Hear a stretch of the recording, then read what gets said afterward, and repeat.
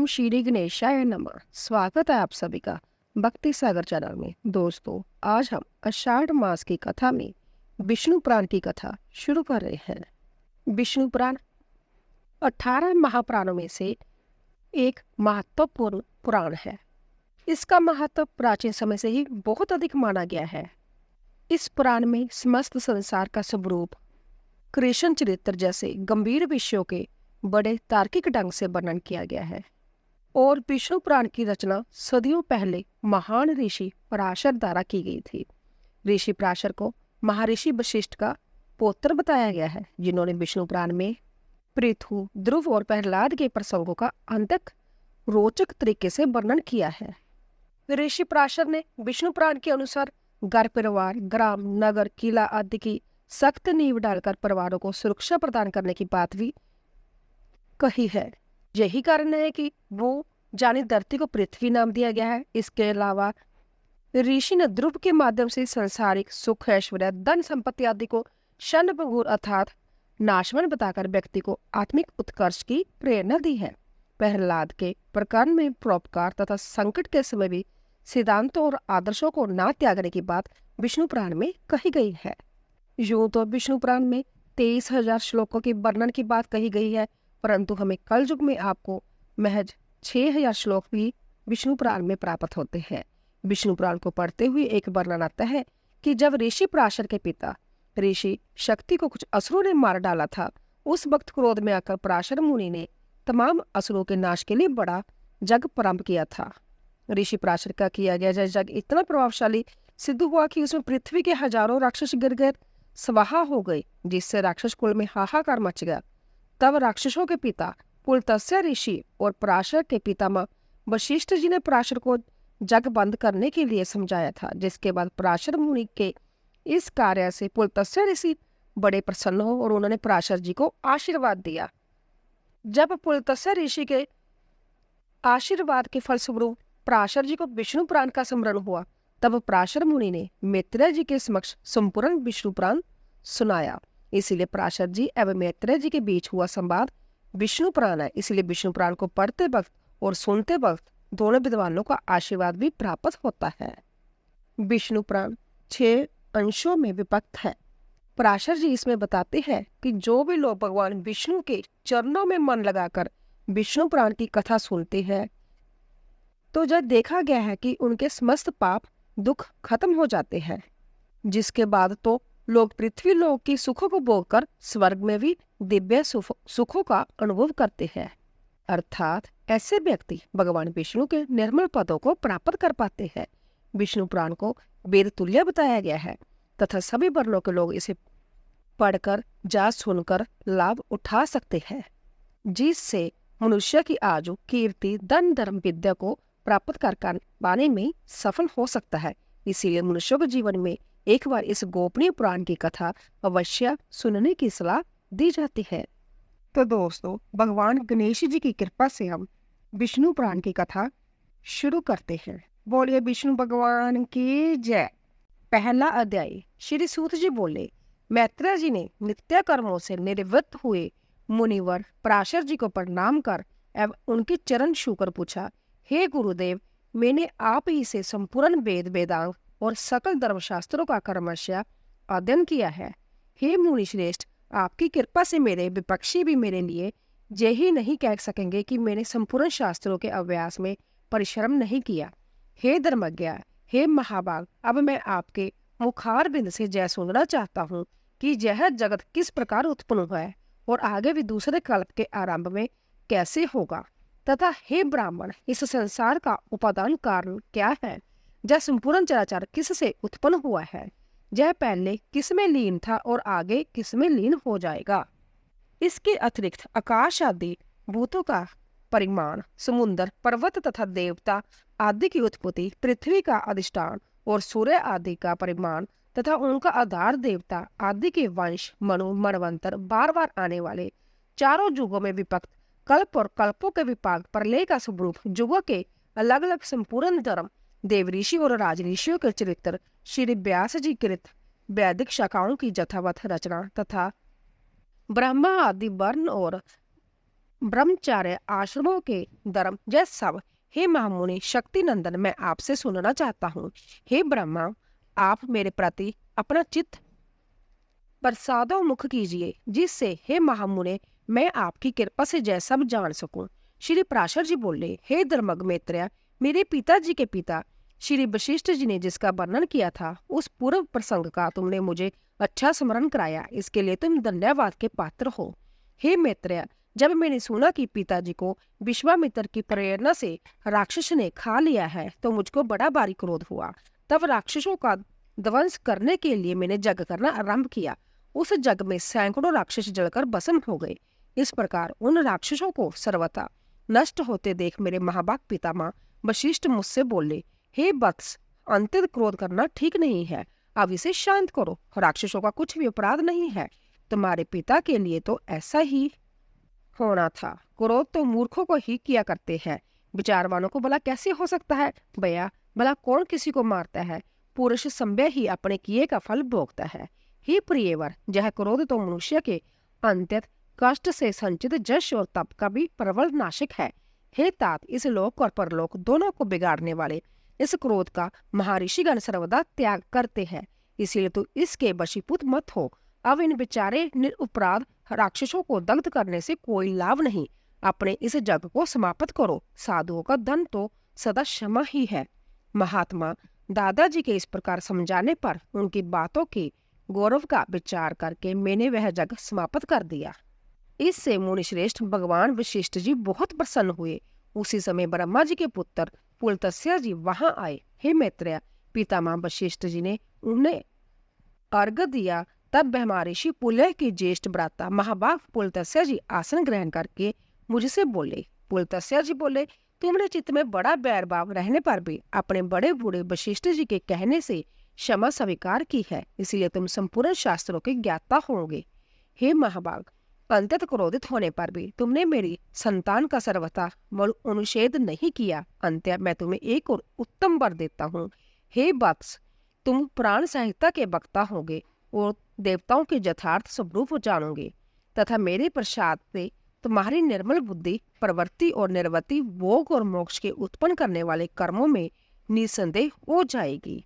पुलत्स्य जी के इस तरह कहने के अनंतर फिर मेरे पितामह भगवान वशिष्ठ जी बोले, पुलत्स्य जी जो कुछ कहा है वह सभी सत्य होगा। हे मैत्रेय, इस प्रकार पूर्व काल में बुद्धिमान वशिष्ठ जी और पुलत्स्य जी ने जो कुछ कहा था वह सब तुम्हारे प्रेषण से मुझे स्मरण हो आया है। अंत्य हे मैत्रेय जी, तुम्हारे पूछने से मैं उस संपूर्ण पुराण संहिता को तुम्हें सुनाता हूँ। तुम उसे भली प्रकार ध्यान देकर सुनो। यह जगत विष्णु से उत्पन्न हुआ है, उन्हीं में स्थित है, वह ही इसकी स्थिति और लय की करता है, तथा यह जगत भी वह ही है। तो दोस्तों, इसी तरह प्रथम अध्याय पूरा हुआ। दूसरा अध्याय 24 तत्वों के विचार के साथ जगत की उत्पत्ति, कर्म का वर्णन और विष्णु की महिमा। श्री पराशर जी बोले, जो ब्रह्मा विष्णु और शंकर रूप से जगत की उत्पत्ति स्थिति और संहार के कारण है तथा अपने भक्तों को संसार सागर से तारने वाले हैं, उन विकार रहित शुद्ध अविनाशी परमात्मा सर्वदा एक रस सर्व विजयी भगवान वासुदेव विष्णु को नमस्कार है, जो एक होकर भी नाना रूप वाले हैं, स्थूल सूक्ष्म है, अव्यक्त एवं व्यक्त रूप है तथा अपने अनन्य भक्तों की मुक्ति के कारण है। उन श्री विष्णु भगवान को नमस्कार है, जो विश्व रूप प्रभु विश्व की उत्पत्ति स्थिति और संहार के मूल कारण है। उन परमात्मा विष्णु भगवान को नमस्कार है, जो विश्व के अधिष्ठान है, अति सूक्ष्म से भी सूक्ष्म है, सर्व प्राणियों में स्थित पुरुषोत्तम और अविनाशी है, जो वास्तव में अति निर्मल ज्ञान स्वरूप है, किंतु अज्ञानवश नाना पदार्थ रूप से प्रतीत होते हैं, तथा जो काल स्वरूप से जगत की उत्पत्ति और स्थिति में समर्थ है, उसका संहार करने वाले हैं। उन जगदीश्वर अजन्म अक्षय और अव्यय भगवान विष्णु को प्रणाम करके तुम्हें वह सारा प्रसंग क्रमशः सुनाता हूँ, जो दक्ष आदि मुनिश्रेष्ठ के पूछने पर पितामह भगवान ब्रह्मा जी ने उनसे कहा था। वह प्रसंग दक्ष आदि मुनियों ने नर्मदा तट पर राजा पुरुकुत्स को सुनाया था, तथा पुरुकुत्स ने सारस्वत से और सारस्वत ने मुझसे कहा था, जो प्रकृति से भी परमश्रेष्ठ अंतर आत्मा में स्थित परमात्मा रूप वर्ण नाम और विशेषण आदि से रहित है, जिसमें जन्म बुद्धि, परिणाम, क्षय और नाश, इन 6 विकारों का सर्वथा अभाव है, जिसको सर्वदा केवल है इतना ही कह सकते हैं, तथा जिनके लिए यह प्रसिद्ध है कि वह स्वत्रय है और उनमें समस्त विषय बसा हुआ है। इसीलिए हे विद्वान, जिसको वासुदेव कहते हैं, वही नित्य, अजन्मा, अक्षय, अव्यय, एक रस और है गुणों के अभाव के कारण निर्मल परब्रह्म है। वही इन सब व्यक्त कार्य और अव्यक्त कारण जगत के रूप से तथा इसके साक्षी पुरुष और महाकारण काल के रूप से स्थित है। हे द्विज, परब्रह्म के प्रथम रूप पुरुष है, प्रकृति और व्यक्त उसके अनन्य रूप है तथा सबको शोभित करने वाले होने से काल उसका परम रूप है। इस प्रकार जो प्रधान पुरुष, व्यक्त और काल इन चारों से परे है तथा जिसे पंडित जन ही देख पाते हैं, वही भगवान विष्णु का परम पद है। प्रधान पुरुष, व्यक्त और काल जब भगवान विष्णु के रूप अलग अलग संसार की उत्पत्ति, पालन और संहार के प्रकाश तथा उत्पादन में कारण है। भगवान विष्णु जो व्यक्त, अव्यक्त, पुरुष और काल रूप से स्थित होते हैं, इसे उनकी बालवत क्रीड़ा ही समझो। उनमें से अव्यक्त कारण को, जो संदस द्रुप कारण, शक्ति विशिष्ट और नित्य, सदा एक रस है, श्रेष्ठ मुनिजन प्रदान तथा सूक्ष्म प्रकृति कहते हैं। वह शेयरित है, उसका कोई अन्य आधार भी नहीं है तथा अप्रमेय, अजर, निश्चल, शब्द, स्पर्श आदि शून्य और रूप आदि रहित है। वह त्रिगुणमय और जगत का कारण है तथा संभव, अनाद्य, उत्पत्ति और लय से रहित है। जय संपूर्ण प्रपंच प्रलय काल से लेकर सृष्टि के आदि तक उसी से व्याप्त था। हे विद्वान, श्रुति के मर्म को जानने वाले श्रुतिप्रायण ब्रह्मवेत्ता महात्मा गण इसी अर्थ को लक्ष्य करके प्रदान के प्रतिपादक इस निम्नलिखित श्लोक को कहा करते हैं।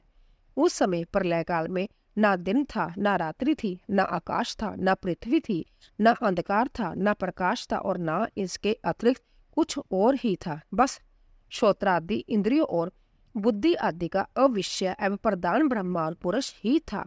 हे विप्र, विष्णु के परम उपाधि रहित स्वरूप से प्रधान और पुरुष जब 2 रूप हुए, उसी विष्णु के जिस अन्य रूप के द्वारा वह दोनों सृष्टि और प्रलय काल में संयुक्त और वियुक्त होते हैं, उस और पांतर को ही नाम काल है। बीते हुए प्रलय काल में यह व्यक्त प्रपंच प्रकृति में लीन था, इसीलिए प्रपंच के इस प्रलय को प्राकृतिक प्रलय कहते हैं। हे द्विज, काल रूप भगवान अनादि है, इनका अंत नहीं है, इसीलिए संसार की उत्पत्ति, स्थिति और प्रलय भी कभी नहीं रुकते, वह प्रवाह रूप से निरंतर होते रहते हैं।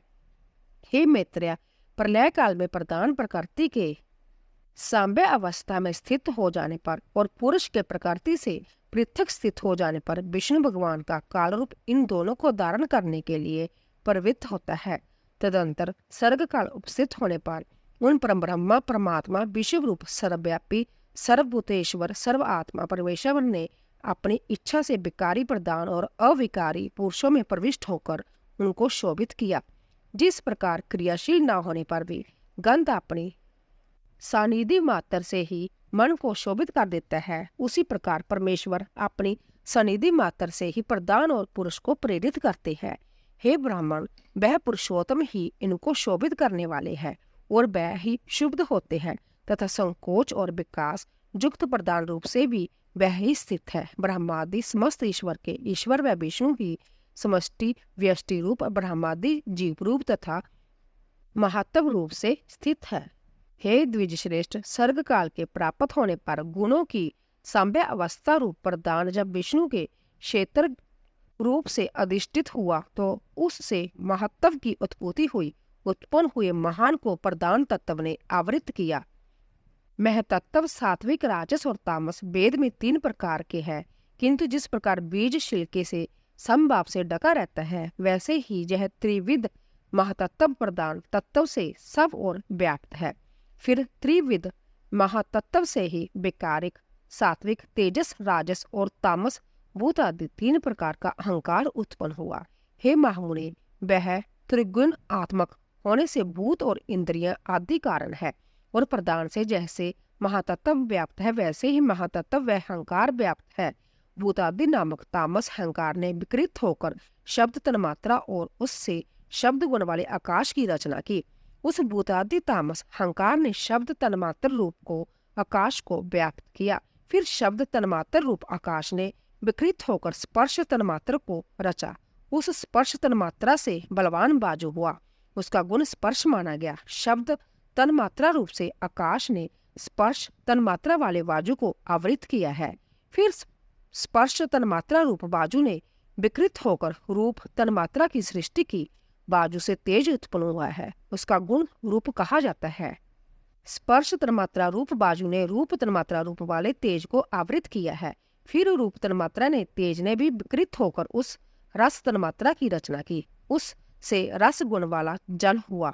रस तन्मात्रा वाले जल को रूप तन्मात्रा में तेज ने आवृत किया। रस तन्मात्रा रूप जलने के विकार को प्राप्त होकर गंध तन्मात्रा की सृष्टि की। उससे पृथ्वी उत्पन्न हुई है, जिसका गुण गंध माना जाता है। उन आकाश आदि भूतों में तन्मात्रा है, अर्थात केवल उनके गुण शब्द आदि ही है, इसीलिए वह गुण रूप ही कहे गए हैं। तन्मात्राओं में विशेष भाव नहीं है, इसलिए उनकी अविशेष संज्ञा है। वह अविशेष तन्मात्राएं शांत, घोर अथवा मूढ़ नहीं है, अर्थात उनका सुख दुख या मोह रूप से अनुभव नहीं हो सकता। इस प्रकार तामस अहंकार से जब भूत तन्मात्रा रूप सर्ग हुआ है, 10 इंद्रियां तेजस अर्थात राजस अहंकार से और उनके अधिष्ठात से देवता विकारिक अर्थात सात्विक अहंकार से उत्पन्न हुए कहे जाते हैं। इस प्रकार इंद्रियों के अधिष्ठाता 10 देवता और 11वां मन विकारिक सात्विक है। हे द्विज, त्वक, चक्षु, नासिका, जीवा और श्रोत्र जब पांचों बुद्धि की सहायता से शब्दादि विषय को ग्रहण करने वाले 5 ज्ञान इंद्रियां हैं। हे मैत्रेय, गुदा, लिंग, हस्त, पाद और बाक जब 5 कर्मेंद्रियां हैं। इनके कर्म मलमूत्र का त्याग, शिल्प, गति और वचन बतलाए जाते हैं। आकाश, बाजू, तेज, जल और पृथ्वी जब पांचों भूत कर्मशः शब्द स्पर्श आदि 5 गुणों से युक्त है। जब पांचों भूत शांत, घोर और मूढ़ है, अर्थात सुख दुख और मोह युक्त है, अंत्यजय विशेष कहलाते हैं। इन भूतों में पृथक पृथक नाना शक्ति है। अंत्य वह पूर्णतः मिले बिना संसार की रचना नहीं कर सकती। इसीलिए एक दूसरे के आश्रय रहने वाले और एक ही संगात की उत्पत्ति के लक्ष्य वाले महातत्व से लेकर विशेष पर्यंत प्रकृति के इन सभी विकारों ने पुरुष से अधिष्ठित होने के कारण मिलकर सर्वथा एक होकर प्रधान तत्व के अनुग्रह से अंड की उत्पत्ति की। हे महाबुद्धे, जल के बुलबुले के समान कर्मशः भूत से बड़ा हुआ वह गोलाकार और जल पर स्थित महान अंड ब्रह्मा हिरण्य गर्भ रूप विष्णु का अति उत्तम प्रकट आधार हुआ। उसमें वह अव्यक्त स्वरूप जगतपति विष्णु व्यक्त हिरण्य गर्भ रूप से संभय ही विराजमान हुए। उन महात्मा हिरण्य गर्भ का सुमेरु उल्लभ गर्भ को ढकने वाली चिल्ली, अन्य पर्वत जराऊ गर्भाशय तथा समुद्र गर्भाशयवस्थ रस्त था। हे विप्र, उस अंड में ही पर्वत और दीपा आदि के सहित समुद्र, ग्रहगण के सहित संपूर्ण लोक तथा देव, असुर और मनुष्य आदि विविध प्राणी वर्ग प्रकट हुए। वह अंड पूर्व की अपेक्षा 10-10 गुण अधिक जल, अग्नि, बाजू, आकाश और भूतादि अर्थात तामस अहंकार से आवृत है तथा भूतादि महातत्व से घिरा हुआ है, और इन सब के सहित वह महातत्व भी अव्यक्त प्रदान से आवृत है। इस प्रकार जैसे नारियल के फल का भीतरी बीज बाहर से कितने ही छिलकों से ढका रहता है, वैसे ही यह अंड इन 7 प्राकृतिक आवरणों से घिरा हुआ है। उसमें स्थित हुए संज्ञा विश्वेश्वर भगवान विष्णु ब्रह्मा होकर रजोगुण का आश्रय लेकर इस संसार की रचना में प्रवृत्त होते हैं तथा रचना हो जाने पर सत्व गुण भगवान विष्णु उसका जुग जुग में पालन करते हैं। हे मैत्रेय, फिर कल्प का अंत होने पर अति दारुण तम्य प्रदान रुद्र रूप धारण कर वह जनार्दन विष्णु ही समस्त भूतों का भक्षण कर लेते हैं। इस प्रकार समस्त भूतों का भक्षण कर संसार को जलमय करके वह परमेश्वर शेष शय्या पर शयन करते हैं। जगने पर ब्रह्मा रूप होकर वह फिर जगत की रचना करते हैं। वह एक ही भगवान जनार्दन जगत की सृष्टि और स्थिति और संहार के लिए ब्रह्मा, विष्णु और शिव इन 3 संज्ञाओं को धारण करते हैं। वह प्रभु विष्णु ब्रह्मा होकर अपनी ही सृष्टि करते हैं, पालक विष्णु होकर पाल्य रूप अपना ही पालन करते हैं, और अंत में संज्ञा ही शिव तथा संज्ञा ही लीन होते हैं। पृथ्वी, जल, तेज, बाजू और आकाश तथा समस्त इंद्रियां और अंत्यकरण आदि जितना जगत है सब पुरुष रूप है, और क्योंकि वे अव्यय विष्णु ही विश्व रूप और सब भूतों के अंतरात्मा है, इसीलिए ब्रह्मा आदि प्राणियों में स्थित सर्गाधिक भी उन्हीं के उपकारक है। अर्थात जिस प्रकार रीति द्वारा किया हुआ हवन जजमान का उपकारक होता है, उसी तरह परमात्मा के रचे हुए समस्त प्राणियों द्वारा होने वाली सृष्टि भी उन्हीं की उपकारक है। वह सर्वस्वरूप श्रेष्ठ वरदायक और प्रार्थना के योग्य भगवान विष्णु ही ब्रह्मा आदि अवस्थाओं द्वारा रचने वाले हैं। वह ही रचे जाते हैं, वह ही पालते हैं, वह ही पालित होते हैं तथा वह ही संहार करते हैं और वह ही साथ होते हैं। तो दोस्तों, इसी तरह दूसरा अध्याय पूरा हुआ। तीसरा अध्याय ब्रह्मा आदि की आजू और काल का स्वरूप। श्री मैत्रेय जी बोले, हे भगवान, जो ब्रह्मा निर्गुण अप्रमेय शुद्ध और निर्मल आत्मा है, उसका सर्ग आदि का कर्ता होना कैसे सिद्ध हो सकता है। श्री पराशर जी बोले, हे तपस्वियों में श्रेष्ठ मैत्रेय जी, समस्त भाव पदार्थों की शक्तियां और चिंत्या ज्ञान की विषय होती है, उनमें कोई युक्ति काम नहीं देती। अंत्य अग्नि की शक्ति उष्णता के समान ब्रह्मा की भी सर्ग आदि रचना रूप शक्तियां स्वाभाविक है। अब जिस प्रकार नारायण नामक लोग पितामह भगवान ब्रह्मा जी सृष्टि की रचना में प्रवृत्त होते हैं, सो सुनो। हे विद्वान, वह सदा उपचार से उत्पन्न हुए कहलाते हैं।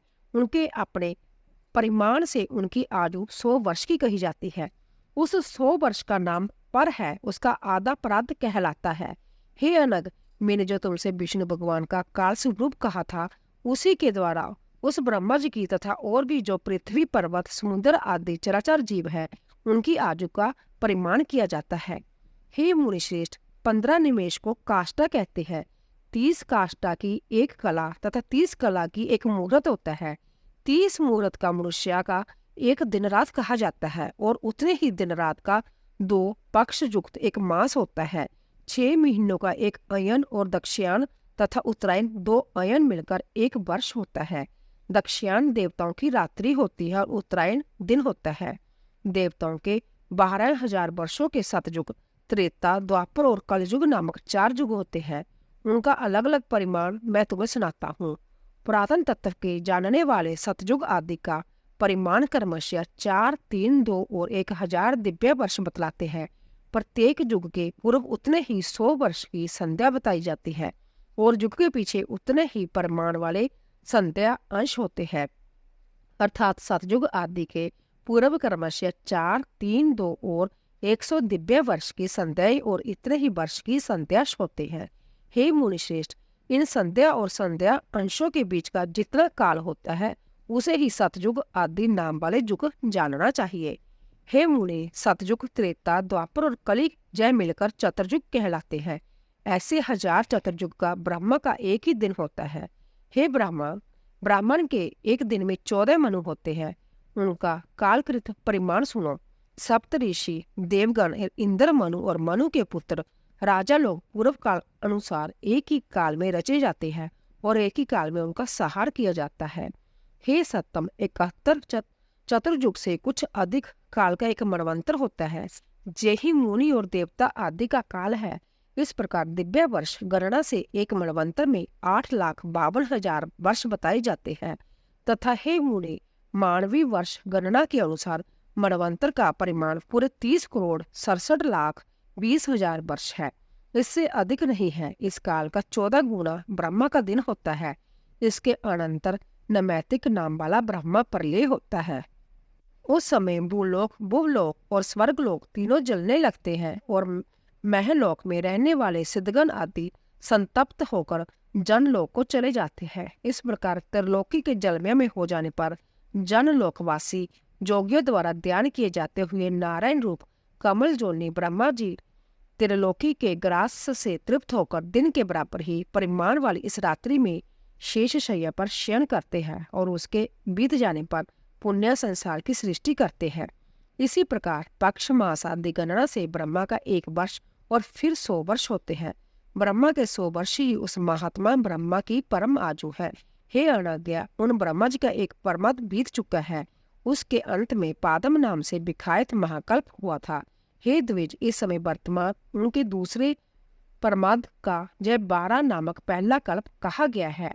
तो इसी तरह दोस्तों तीसरा अध्याय पूरा हुआ। बोले विष्णु भगवान की जय। तो दोस्तों आशा करती हूँ कि आपको हमारे विष्णु पुराण की कथा अवश्य पसंद आई होगी। प्लीज जाने से पहले कमेंट बॉक्स में जय श्री कृष्णा, ओम विष्णु में नमः, ओम नमो भगवते वासुदेवाय अवश्य लिखिए। आप सभी का धन्यवाद।